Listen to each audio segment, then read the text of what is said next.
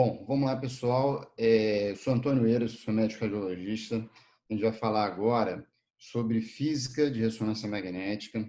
E, assim, o objetivo dessa apresentação não é a gente esgotar as informações de física sobre ressonância magnética, que, obviamente, estaria muito aquém de uma aula de 30, 40 minutos.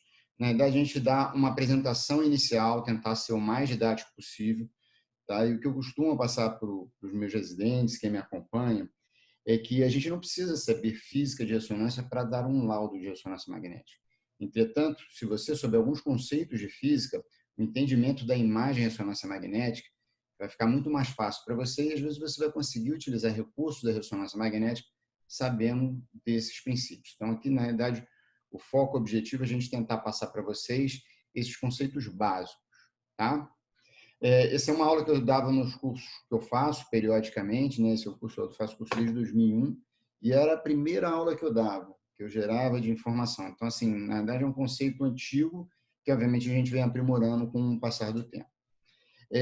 Eu trago esse slide inicial exatamente para mostrar para vocês, talvez, a dificuldade, né? Ou até mesmo a aversão que nós, radiologistas, temos um pouquinho em relação à física.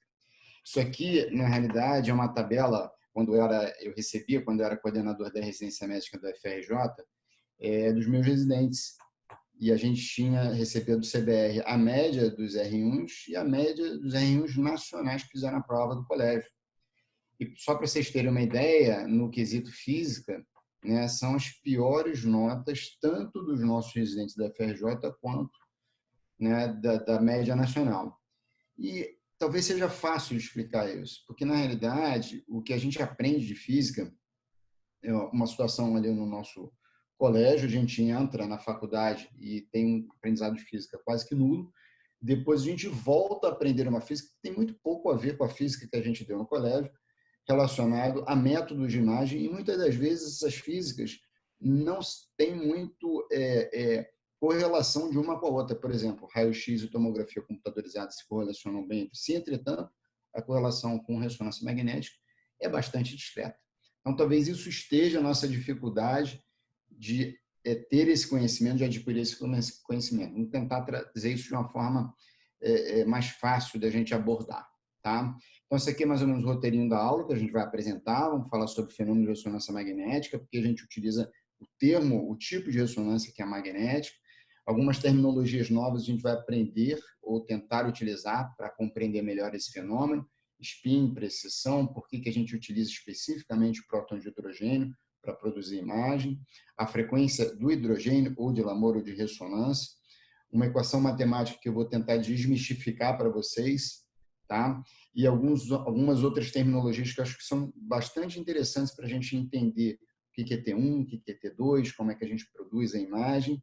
E vou finalizar, na realidade, com uma técnica só, que são as técnicas de supressão de gordura. Eu vou deixar para a próxima aula a técnica de difusão, exatamente para a gente não gerar muito conhecimento novo nessa primeira aula inicial.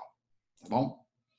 Então, a gente vai começar definindo o que vem a ser ressonância magnética. Ressonância primeiro. Tá? Então, se você pegar lá o dicionário Aurélio, for na definição número 5 do Aurélio, tá? Da edição de 1998, a definição número 5, que é uma definição física de ressonância, essa definição vem a ser: ressonância igual transferência de energia de um sistema oscilante para outro, quando a frequência do primeiro coincide com uma das frequências próprias do segundo. É interessante que existem algumas situações práticas do nosso dia a dia que a gente utiliza o fenômeno de ressonância, e muitas das vezes a gente não sabe. Só para vocês digerirem um pouco melhor isso, por exemplo, quando você escuta a rádio, eu escutava lá na minha época a Rádio Cidade, eu colocava lá na estação 102.9, e colocando na mesma frequência da frequência dos programas da Rádio Cidade, eu conseguia trocar energia com a estação de rádio que estava a quilômetros da minha casa e escutar a mesma música que estava se passando na estação da Rádio Cidade, mas dentro da minha casa. Um outro exemplo também de ressonância é quando um tenor canta uma determinada ópera e ele atinge várias frequências sonoras, e essas frequências sonoras podem interagir com as moléculas de carbono que são compostas aqui no copo de cristal. Um outro conceito também importante que vocês saibam é que algumas estruturas, a maioria das estruturas, a nível molecular, existem movimentos que o nosso olho nu não percebe, mas que eles efetivamente existem, são importantes para nosso entendimento da ressonância e ressonância magnética. Por fim, o terceiro exemplo, né? Esse exemplo foi uma situação que houve real, foi a ponte de Tacoma, que ela caiu, tá? Através de movimentos vibracionais do vento, que quando chegou a uma determinada velocidade, que não foi muito grande, 65, 70 km por hora, ele entrou em ressonância com as moléculas constituintes, tá? Dessa ponte. E isso levou a uma desestruturação da ponte, a ponte veio a cair. Tá? É por isso que hoje é proibido você gerar frequência, como, por exemplo, no marchar, né? Em cima de pontes, que pode ouvir esse fenômeno de ressonância da frequência do marchar de uma tropa em cima da ponte, interação de energia mecânica e cinética sobre as moléculas constituintes da ponte, desestruturação e queda da ponte. Tá? Quando a gente utiliza o termo magnética, é porque o tipo de energia que a gente vai trocar para produzir a imagem se chama energia magnética. Então, a troca de energia entre os dois sistemas vai ser o magnetismo dos tecidos. Algumas situações importantes que a gente precisa entender é que todo objeto, animado ou não animado, uma mesa, tá? O computador que vocês estão assistindo e o joelho de vocês, o fígado de vocês, a coxa de vocês, ela é constituída de átomos. E cada átomo tem um pequeno campo magnético, representado aqui por um vetor, por essa setinha, que a gente vai passar a chamar, a partir desse momento, de spin. Esse spin, ele não está estático, ele está produzindo um movimento, que é um movimento em pêndulo, em peão, em cone, como vocês queiram chamar, tá? E esse movimento a gente vai chamar de precessão. Porque, normalmente, esses campos pequenos, magnéticos, de cada átomo, não sofrem nenhum efeito de atração e nem de repulsão. Porque, na realidade, eles estão dispostos de uma forma totalmente aleatória e, com isso, há uma anulação dessas forças de campo magnético. Quando eu pego essa minha amostra, por exemplo, um joelho que eu quero estudar, um punho, um fígado, e exponho essa amostra a um forte campo magnético, e aí entendam como forte campo magnético um aparelho de ressonância magnética, ocorre um fenômeno que a gente chama de fenômeno de alinhamento dos spins. O que é isso, Antônio? Aqueles vetores que estavam totalmente aleatórios, expostos de uma forma sem nenhum tipo de resultante, eles vão se dispor agora todos na mesma direção do forte campo magnético ao qual eu estou expondo essa minha amostra. Repare que tem alguns que estão na mesma direção e no mesmo sentido do forte campo magnético, e outros estão na mesma direção, porém no sentido oposto ao campo magnético. Esse conjunto de forças ele vai me gerar uma resultante, porque eu vou ter um discreto excesso que vai estar alinhado na mesma direção e sentido do forte campo magnético. E esse excesso, essa resultante, eu vou chamar agora de vetor de magnetização macroscópica. Em cima desse vetor que eu vou interagir, que eu vou trocar energia magnética entre o aparelho e esse vetor resultante. Beleza? Um outro dado de importância para vocês entenderem é que quanto maior for o campo magnético que eu tenha, maior vai ser esse meu vetor de magnetização macroscópica. Aqui eu já dou uma dica porque os aparelhos de mais alto campo produzem imagem de melhor qualidade do que os aparelhos de mais baixo campo. Aparelho de 1,5 Tesla e aparelho de meio Tesla. O principal motivo, um dos grandes motivos, é que esse aparelho ele produz o vetor de magnetização macroscópica maior e com isso eu consigo ter uma interação muito melhor com esse vetor. Beleza? Só para termos comparativos e vocês entenderem didaticamente melhor isso, a agulha de uma bússola ela é um pequeno campo magnético que ela normalmente se alinha ao campo magnético da Terra, tá? Que é um campo magnético maior. Ela se alinha no eixo norte-sul e isso permite se navegar, por exemplo, por mares. Tá? Para vocês compreenderem a força de um campo magnético do aparelho de ressonância, o campo magnético da Terra é 0,5 Gauss, ou seja, na superfície da Terra, a gente sente esse campo magnético 0,5 Gauss. No interior do aparelho de ressonância magnética de 1 Tesla, a gente tem 10.000 Gauss, né? Ou seja, uma força de atração muito maior. Bom, Quais seriam algumas propriedades importantes para a gente entender? A primeira coisa, a outra coisa que é importante que vocês saibam é que quando você faz uma imagem de ressonância magnética, você está estudando exclusivamente o próton de hidrogênio. Então, quando eu vejo lá um joelho, a gordura do joelho, o osso que está no joelho, o menisco, os ligamentos, a superfície articular, as cartilagens, o líquido de um eventual derrame articular, tudo que eu estou vendo é o próton de hidrogênio que está em cada estrutura dessas. Tá? E por que eu vejo e por que eu estudo hidrogênio? Por dois motivos principais. O primeiro deles é essa característica do átomo que se chama constante giromagnética. Vocês se lembram que uns 2 slides atrás eu falei para vocês que o próton de hidrogênio, o átomo de hidrogênio, ele não fica paradinho, ele fica fazendo um movimento rotatório. Esse movimento rotatório ele tem uma constante giratória.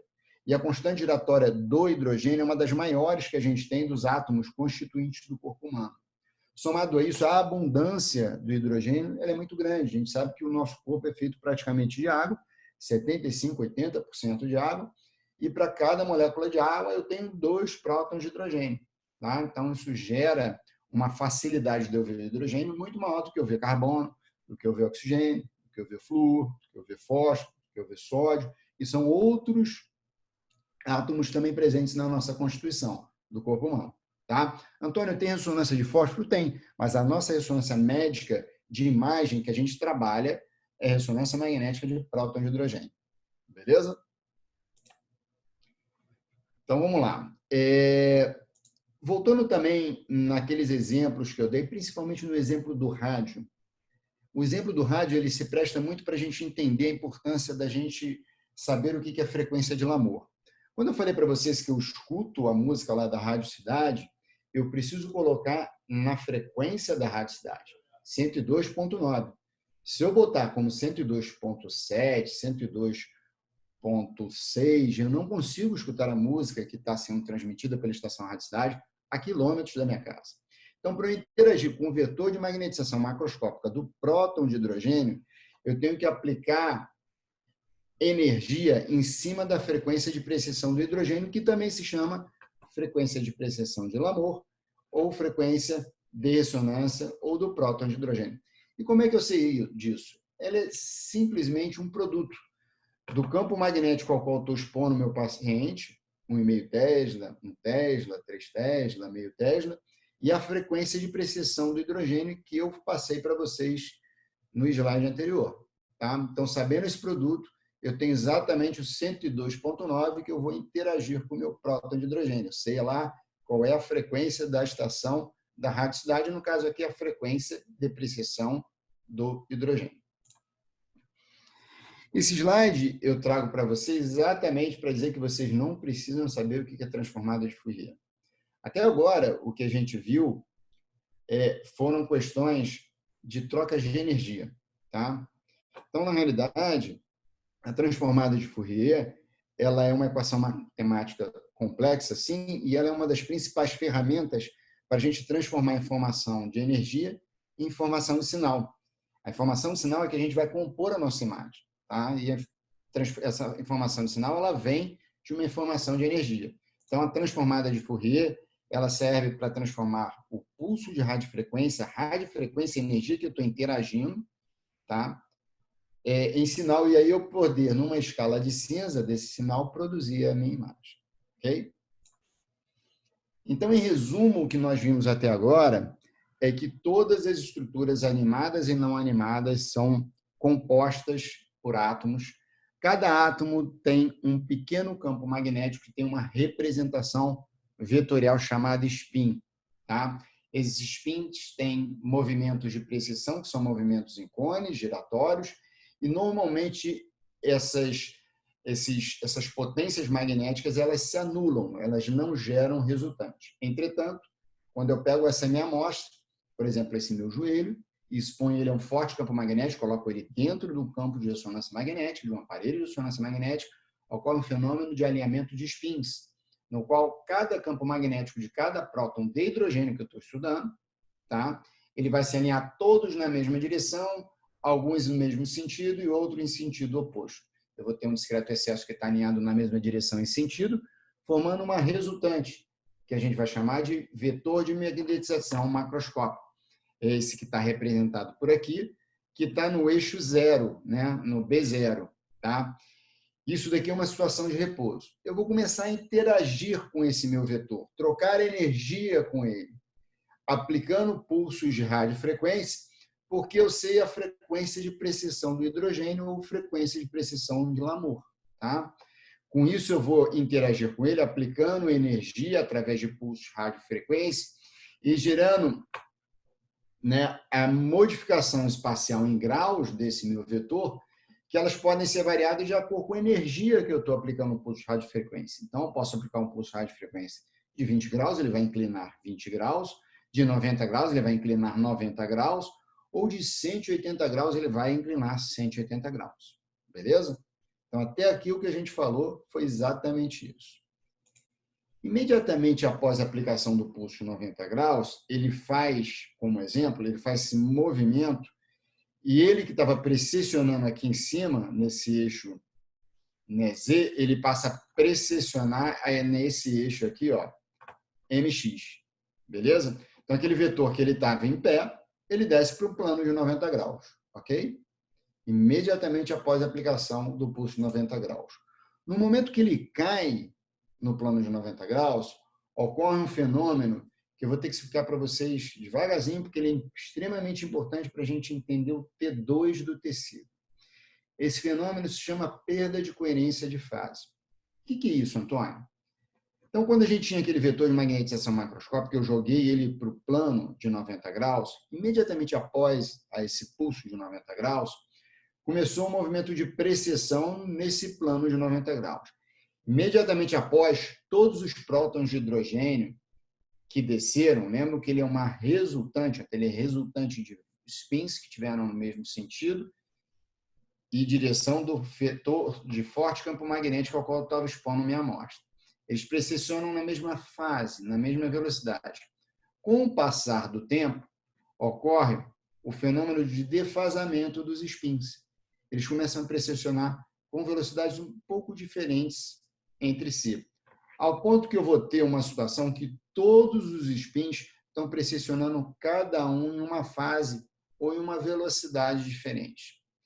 Antônio, por que acontece isso? Isso acontece porque os meios biológicos eles são heterogêneos. Eles são não homogêneos. Até o meio mais homogêneo que a gente tem, por exemplo, o líquor, que é um meio super homogêneo, ele tem uma quantidade de cloro, de sódio, um pouquinho de glicose, que gera uma não homogeneidade nesse meio e permite essa perda de coerência de fase. Isso é uma característica própria dos tecidos, ou seja, cada tecido, cada próton de hidrogênio ligado a determinadas moléculas tem o seu tempo para fazer essa perda de coerência de fase. Tá?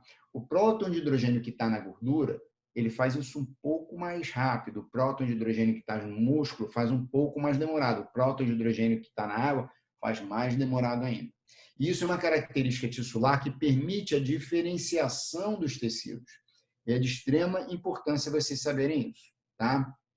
Sabendo o que vem a ser a perda de coerência de fase, fica fácil a gente entender o que vem a ser o T2 do tecido. Então, T2 do tecido é uma característica tissular. Tá? Na realidade, ele é um tempo para que ocorra um determinado momento do fenômeno de ressonância magnética, especificamente aquela perda de coerência de fase. É o tempo necessário para que essa magnetização transversa diminua 63% do seu valor inicial, ou seja, que ela atinja 37% do valor inicial que possuía imediatamente após o pulso de radiofrequência de 90 graus. Parece meio complexo, mas eu vou tentar explicar para vocês aqui exatamente o que ocorre na imagem. Então, eu apliquei o pulso de 90 graus, ele desceu aqui. Imediatamente, no momento que eu apliquei o pulso de radiofrequência, entendam que eu disparo um cronômetro. Tá? Com o passar do tempo, eles vão precessionar com fases cada vez diferentes umas das outras. Nesse momento temporal, 63% estão precessionando na mesma fase. Tá? Quando eu chego nesse momento aqui, quando só 37% está precessionando na mesma fase, tá? Eu tenho um tempo T2. Então, nesse momento, eu tenho o tempo T2 do tecido. E é importante que vocês saibam que cada tecido demora um tempo X para percorrer essa situação. A gordura é mais rápido, o músculo é um tempo intermediário, a água é um tempo mais longo. Beleza? E, mais uma vez, digo que isso que vai permitir a diferenciação tissular tão significativa nos exames de ressonância magnética. Depois que ocorre a perda de coerência de fase total lá embaixo, ocorre um outro fenômeno. Então, eles estavam em 90 graus, começaram a perder coerência de fase, todos perderam coerência de fase. O que ocorre agora? Eu vou começar a recuperar longitudinalmente. Aqueles prótons de hidrogênio que estavam lá embaixo, que formavam o meu vetor de magnetização macroscópica, eles vão começar a recuperar e voltar àquela situação inicial, antes de eu aplicar o pulso de radiofrequência de 90 graus. Beleza? Então, a gente conhecendo essa recuperação longitudinal vai permitir a gente entender um outro momento do fenômeno de ressonância magnética que a gente vai chamar de T1. Tá? T1 é chamado de tempo de relaxamento longitudinal, tá? Porque é exatamente o tempo para que ocorra a recuperação de 63% da magnetização ao longo da direção longitudinal após a aplicação do pulso de radiofrequência de 90 graus, por exemplo. Nessa situação aqui, gente, ela é dependente de perda de energia, tá? Ou seja, quanto maior for o campo magnético ao qual eu estou expondo a minha amostra, mais ele vai interagir nessa recuperação longitudinal. Beleza? Então, tempo T1 ou T1 dos tecidos é um outro tempo, é um outro momento do fenômeno de ressonância magnética, tá? Que, para a gente entender, eu vou repetir esse processo para vocês entenderem como se dá, tá? Então, eu aplico um pulso de 90 graus e disparo o meu cronômetro. Inicia-se o processo de perda de coerência de fase no plano de 90 graus, até que ocorra perda de coerência de fase de 100% dos prótons de hidrogênio, ou seja, 0% está precisionando com a mesma fase. Todos estão precisionando com fases ou com velocidades discretamente diferentes umas dos outros. Começa um fenômeno de recuperação longitudinal, e quando eu tenho a recuperação de 63% dos prótons de hidrogênio que eu tinha antes de iniciar todo esse processo, eu paro o meu cronômetro. E ali eu estabeleço o quanto de tempo demorou para o tecido específico fazer esse processo. De novo, gente, gordura tem um tempo, músculo tem outro tempo, água tem outro tempo. Se essa água tiver, por exemplo, pus, eu tenho um derrame articular no joelho. E esse derrame articular é um derrame seroso, sem nenhum tipo de complicação, tá? Esse tempo de recuperação ele é longo. Entretanto, se houve uma hemartrose, se houve uma artrite séptica, entrou proteína dentro desse meu líquido articular, esse tempo de recuperação longitudinal, ele se torna extremamente mais curto e ele pode se assemelhar ao sinal, por exemplo, da gordura. E esse líquido, que normalmente ele é escuro, ele pode se tornar mais claro, mais hiperintenso. Então, é por isso, pela modificação, né, dessas situações, que me permitem dar diagnóstico nos exames de ressonância magnética. O que eu quero que vocês fiquem de mensagem para saber o que é T1 e T2. T1 e T2 são características tissulares, são tempos para que ocorram dois momentos de fenômenos de ressonância magnética, tá? Um distinto do outro. Então, na realidade, cada tecido vai ter o seu tempo de recuperar 63% da coerência de fase no eixo longitudinal, tá? E vai ter o seu tempo para ter a perda de coerência de fase, 37% do que ele tinha imediatamente após a aplicação do pulso de radiofrequência, ou seja, o seu T2. Essas características que permitem a diferenciação tissular. Beleza?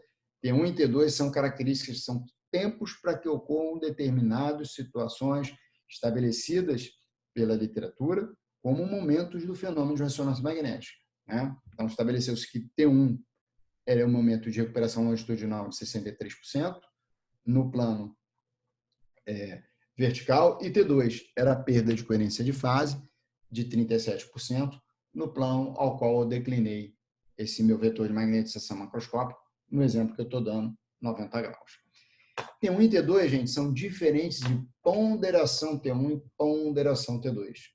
Ponderação T1 e T2 são características que eu coloco na máquina para ver determinadas situações do fenômeno de ressonância magnética.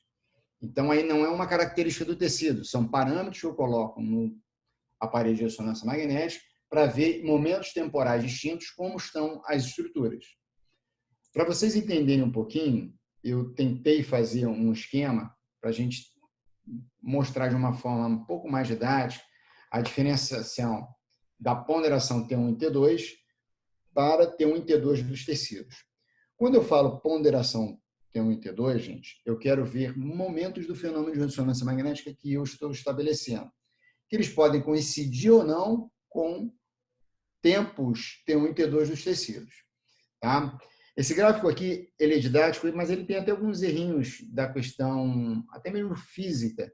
Entretanto, ele gera uma facilidade da compreensão dessa diferenciação que, para vocês, vai ser importante em termos do conhecimento, né, e da utilização prática disso aí. Então, na ponderação T2, eu tento otimizar a coleta do meu sinal no momento exatamente de perda de coerência de fase de 37% da água. Então, isso daqui é o tempo de evolução de perda de coerência de fase e de recuperação longitudinal da água. Tá? A água ela demora a perder coerência de fase, ela demora para recuperar longitudinalmente. Um outro comportamento mais ou menos oposto e extremo, físico, da água é a gordura. A gordura ela perde coerência de fase e ela recupera longitudinalmente relativamente rápido. Tá? Então, quando, por exemplo, eu estou otimizando a visualização, a minha coleta de sinal, um parâmetro que eu utilizo que é tempo ao eco, né, para observar exatamente essa recuperação longitudinal, tá? É por isso que nas ponderações T2, a água ela tem bastante sinal, porque eu estou exatamente otimizando o momento de perda de coerência de fase dela. Então, tem muito próton de hidrogênio. Tá? Então, observe que na água, né, o sinal da água ele é bastante elevado. Tá? Já a ponderação T1, ela está mais otimizada, ela está mais próxima ao momento de recuperação longitudinal, tá? De 63% de gordura. Se vocês observarem aqui, a gordura ela está nesse momento temporal aqui, a água, desculpa, está nesse momento temporal aqui de recuperação longitudinal. Então, é por isso que quando a gente faz a ponderação T1, tá? Onde eu estou otimizando essa recuperação longitudinal da gordura, a gordura tem um sinal bastante elevado. Olha a gordura do subcutâneo desse crânio. Tá? Diferentemente da água, olha como o sinal não é tão elevado assim na ponderação T2 da gordura. Tá? E observe o inverso em relação ao líquor. Quando eu estou na ponderação T2, o sinal do líquido ele é bastante elevado, porque eu estou otimizando a visualização da perda de coerência de fase em torno de 37% desse meu líquido.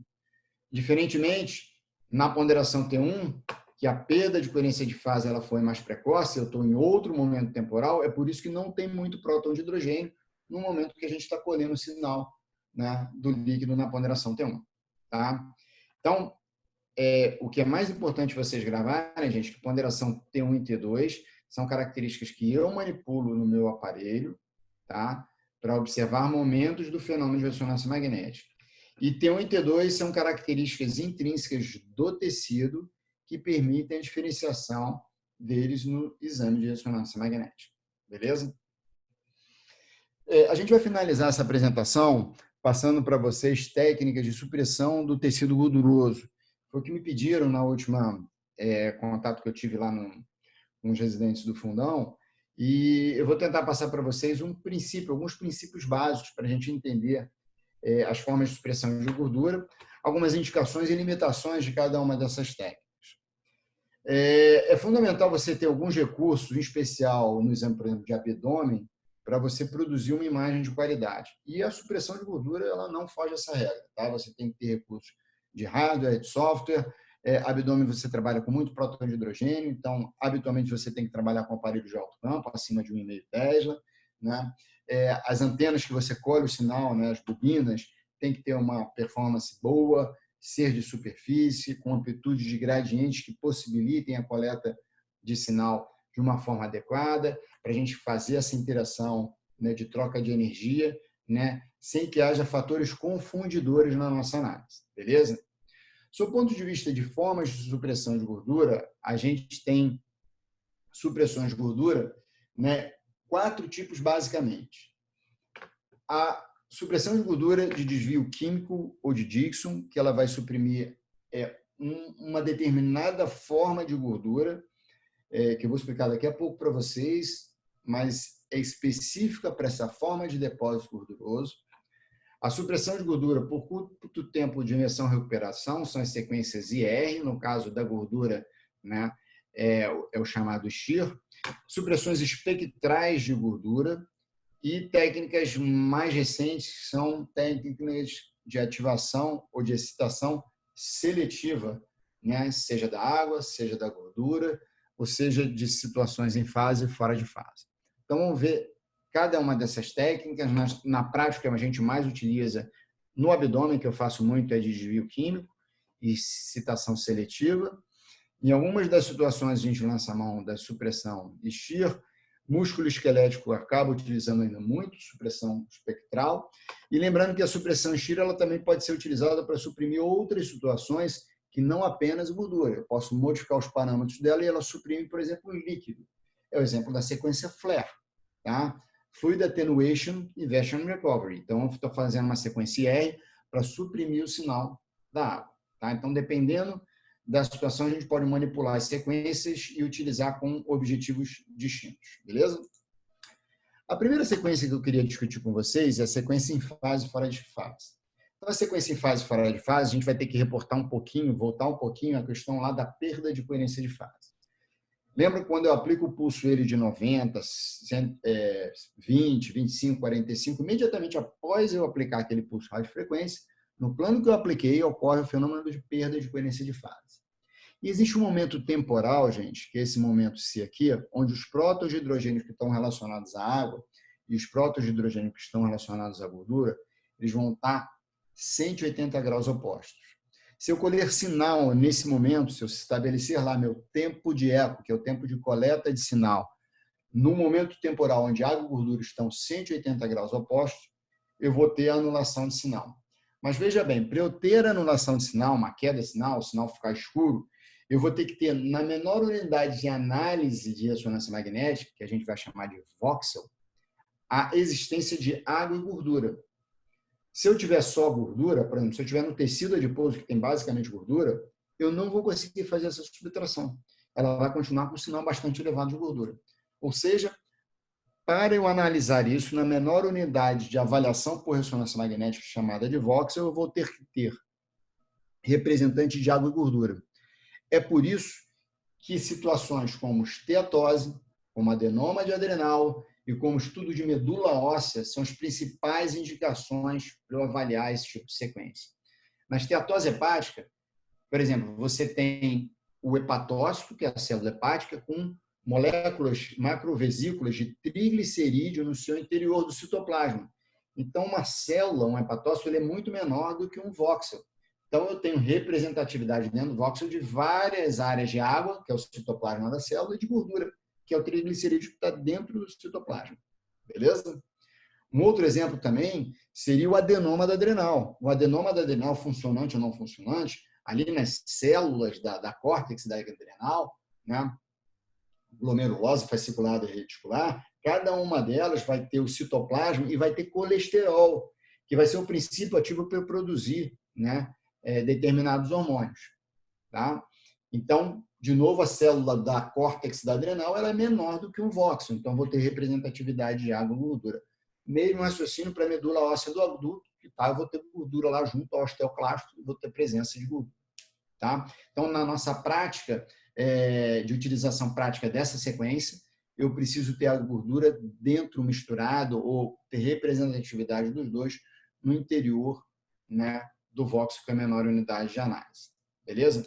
Então, esse aqui é um exemplo de um voxel, né, um cubinho, que é a menor unidade formadora da imagem de ressonância magnética, e eu tenho que ter água e gordura com representatividade. Se eu colher o sinal no momento temporal, onde a gordura estão 180 graus opostos, isso a máquina, o aparelho de ressonância magnética consegue perceber, né? Ele tem um cálculo relativamente simples, você divide 3,4 pela potência em Tesla do aparelho, ele te determina qual é a sua, né, esse cálculozinho aqui, qual é o seu T1 fora de fase, e o dobro desse vai ser o T1 em fase. Com isso, a gente subsequentemente tem T1s em fase e fora de fase. Tá? Obviamente, quando eu tiver mais precoce, uma quantidade de prótons de hidrogênio eu vou ter em 180 graus de gordura e de água, vou conseguir essa queda de sinal de forma mais efetiva. Vamos observar na prática, né, como a gente observa isso. Então, por exemplo, repare aqui essa sequência em fase e essa sequência aqui é fora de fase. Eu tinha uma área de esteatose focal. Tá vendo? Essa área de esteatose focal, ela cai o sinal, tá? Quando a gente observa na sequência tem um fora de fase. O mesmo acontece aqui, ó, em todo esse fígado. O fígado, nesse segundo exemplo, todo ele fica mais escuro em relação à sequência que tem um em fase. Então, aqui, ó, eu tenho uma esteatose difusa, uma área relativamente poupada em esteatose. E aqui, ó, um diagnóstico poderia até pensar numa doença metastática no fígado, mas o que a gente está vendo que está caindo o sinal é basicamente gordura, né? Pela técnica T1 fora de fase. Ela não tem nenhuma representatividade na sequência T1 em fase. E as lesões tumorais habitualmente são hipointensas na sequência T1 em fase. Então, permite eu fazer o diagnóstico de esteatose multinodular ou multicêntrica.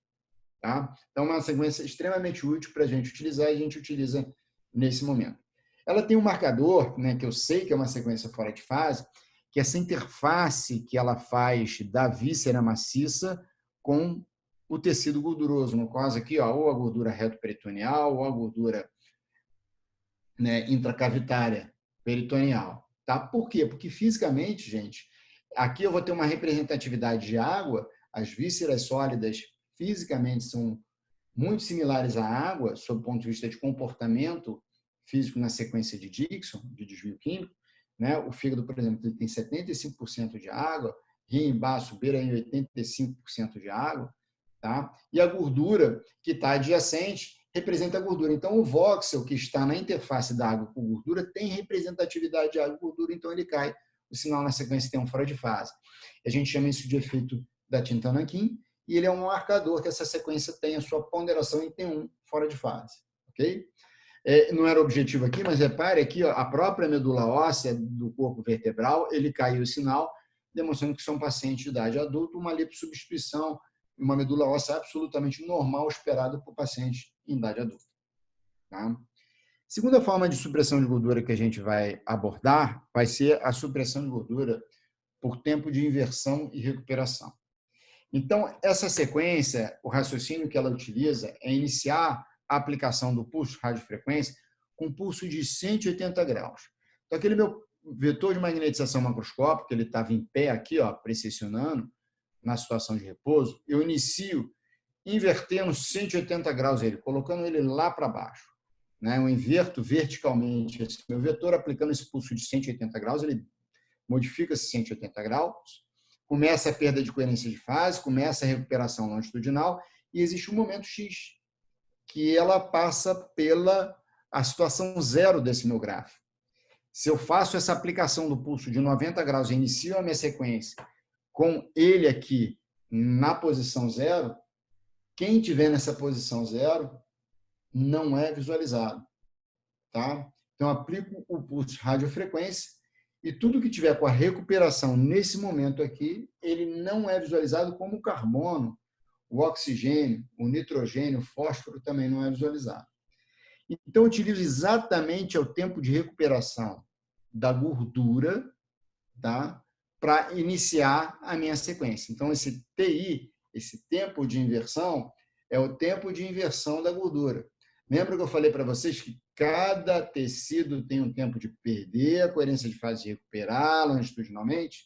Tá? Então, estudei lá, vi que o tempo de inversão da gordura nessa situação ele é de 6 milissegundos e preseto minha máquina para iniciar esse pulso de 90 graus em minha sequência exatamente no tempo de inversão da gordura.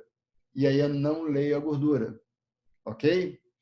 é uma sequência extremamente homogênea, onde tem gordura, uma supressão bem homogênea, entretanto, ela não é totalmente específica. Por que, Antônio?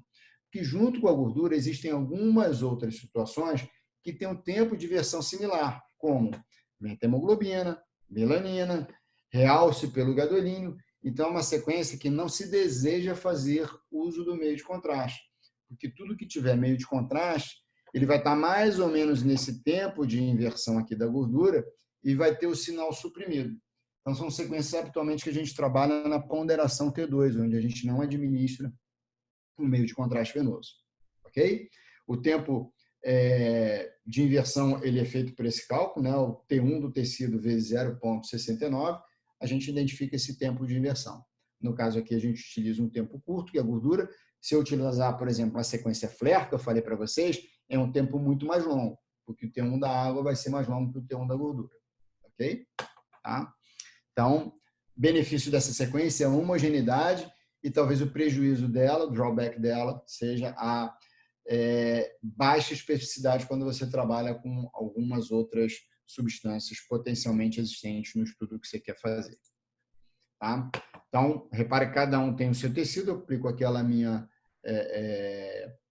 aquela relação do 0,69, eu consigo fazer esse cálculo aqui para fazer e saber exatamente o T1 o tempo de versão da minha sequência, tá? Exatamente esse tempo aqui, ó, que eu farei o início da minha sequência após a aplicação de um pulso de versão de 180 graus, tá?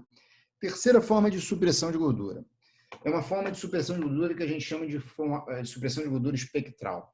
Como é que vem a ser isso? Gente, eu falei para vocês que a gente estuda o próton de hidrogênio, mas é importante que vocês saibam que existe um comportamento meio extremo do próton de hidrogênio que está ligado à água para o próton de hidrogênio que está ligado à gordura. Apesar deles precisionarem na mesma frequência de precessão, existe uma discreta diferença de 220 Hz entre esses dois prótons.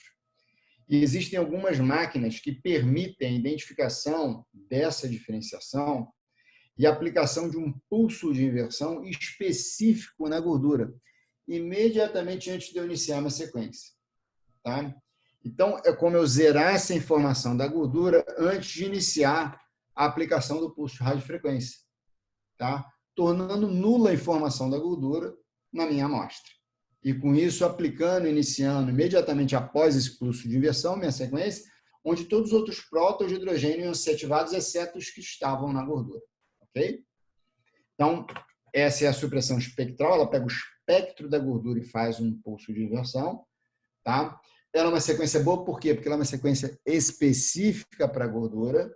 Entretanto, não raro, principalmente em máquinas que não estão muito bem ajustadas, a supressão ela não é homogênea, ou seja, eu vejo áreas, principalmente áreas mais periféricas, por exemplo, do abdômen, que a gente trabalha com uma massa de prótons maior, ou então um joelho que foi operado e eu tenho algum grau de suscetibilidade magnética maior, tá? Eu trabalho com uma maior distorção, tá? Dessa supressão de gordura e ela não é eficaz.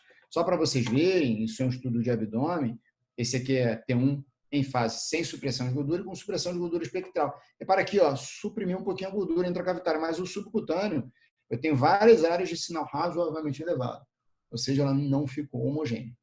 Tá? Então, é uma sequência que ela demanda mais recursos de software e hardware, tá? Ela aumenta um pouquinho o tempo da imagem e ela não é tão eficaz. Entretanto, o que ela suprime é efetivamente gordura. Tá? E a última forma de supressão de gordura que eu queria passar para vocês é a forma de gordura que você consegue ativar seletivamente o próton de hidrogênio que está na água, ativar seletivamente o próton de hidrogênio que está na gordura e adquirir imagens nas fases de T1 em fase e T1 fora de fase. Então, como se eu fizesse uma sequência que é para cada corte ela me desse 4 informações. Tá? Então, produzindo imagens só com os prótons de hidrogênio que estão precessionando junto à água, com os prótons de hidrogênio que estão precessionando junto à gordura, os prótons de hidrogênio no tempo de eco T1 em fase e T1 fora de fase. Tá? é chamada também técnica de Dixon, que ela é oriunda, né, da técnica de Dixon, tá? E o princípio dela é trabalhar de forma seletiva, água, seletiva gordura, seletiva em fase, seletiva fora de fase. Então, das mais frequentes que a gente utiliza, então, para cada corte eu adquiro 4 imagens, esse eu tenho um em fase, esse daqui eu tenho um fora de fase, observem aqui que eu tenho o efeito tinta nanquim, nitidamente uma queda de sinal na interface das vísceras sólidas e ocas com a gordura intracavitária, o que não existe na sequência em fase. Quando eu seleciono apenas os prótons de hidrogênio que estão na gordura, então a víscera maciça ela fica bem preta, sem sinal. Ou quando eu seleciono apenas os prótons de hidrogênio que estão na água, então músculo, vísceras sólidas e maciças ficam com um sinal bastante elevado e a gordura fica com um hipossinal. Tá? É uma sequência que a gente tem relativamente rápida, a gente faz estudo dinâmico de impregnação no meio de contraste venoso e já, inclusive, passa informação de sequências em fase e fora de fase. Tá bom? Gente, então era isso que eu queria apresentar para vocês. Eu sei que é muita informação, por isso que eu vou deixar a difusão para a próxima apresentação, que vai ser nessa quarta-feira próxima, tá? Dia 20, a gente vai fazer, por volta aí das 10 horas da manhã. E depois eu vou falar sobre lesões focais hepáticas elementares, como é que se dá a abordagem. A gente vai abordar 3 métodos: ultrassom, TC e ressonância para cada lesão elementar, dizendo limitações e benefícios de cada um desses métodos para dar uma abordagem inicial nas lesões hepáticas focais mais frequentes. Tá? Espero que eu possa ter gerado um pouco mais de recursos, de didática aí para vocês poderem utilizar. E é extremamente normal que vocês tenham dificuldade na compreensão de todas as informações passadas aqui. Gente, medicina é repetição de informação. Tá? Eu espero que vocês seja mais palatável, né, essa compreensão, principalmente, né, de T1 e T2, ponderações T1 e T2 e recursos de supressão do tecido gorduroso. Beleza? É isso que eu tinha para apresentar. Até a próxima apresentação, na quarta-feira. Um abraço a todos.